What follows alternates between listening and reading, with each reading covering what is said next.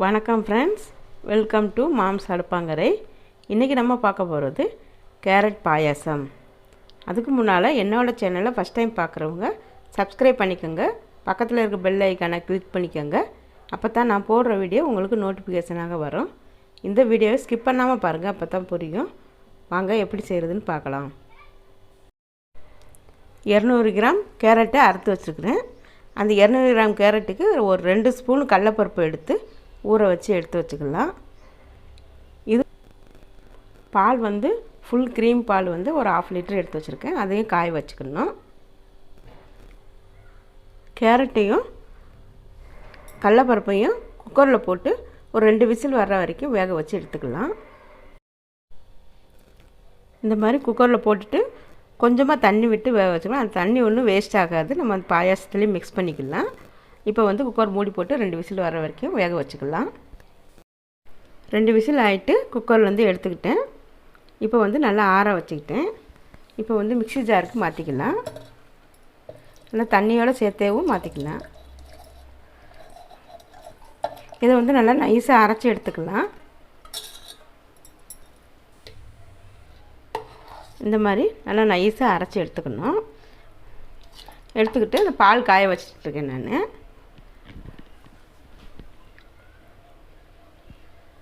அதோடு இது மிக்ஸ் பண்ணிக்கலாம். அப்படியே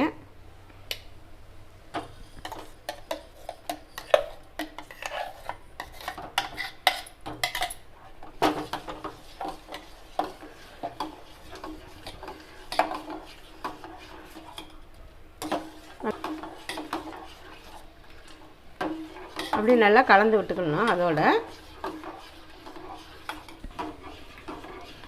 இந்த மாதிரி நல்லா கட்டி விழுகாமல் கலந்துக்கணும். அது மிக்ஸ் பண்ணதுக்கு பின்னாடி நல்லா கட்டி இல்லாமல் கலந்துட்டு நம்ம சர்க்கரை சேர்த்துக்கலாம். ஜீனி அது எவ்வளோ சுகர் தேவைப்படுதோ அந்த அளவுக்கு சேர்த்துக்கோங்க. நான் 1 கப்பு எடுத்துருக்குறேன். பார்த்துட்டு பத்தலைன்னா உங்களுக்கு தேவையானது அளவு சேர்த்துக்கலாம். இது நல்லா கொதி வரணும்.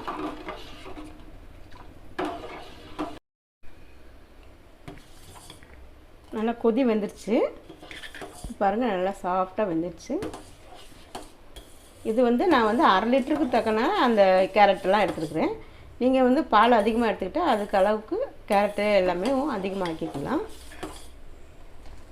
இது ரெடி ஆயிடுச்சு. இப்போ முந்திரி திராட்சை வறுத்து போட்டுக்கலாம்.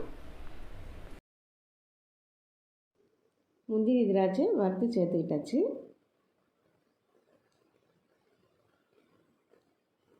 ஏலக்காய் பொடி பண்ணி வச்சுருக்கிறேன், அதுவும் அதோட மிக்ஸ் பண்ணிக்கலாம்.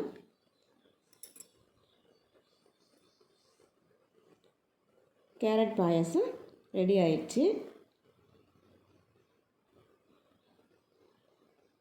இது மாதிரி நீங்களும் உங்கள் வீட்டில் ட்ரை பண்ணி பாருங்கள். பிடிச்சிருந்ததுன்னா லைக் பண்ணுங்கள், ஷேர் பண்ணுங்கள், சப்ஸ்கிரைப் பண்ணுங்கள். நன்றி.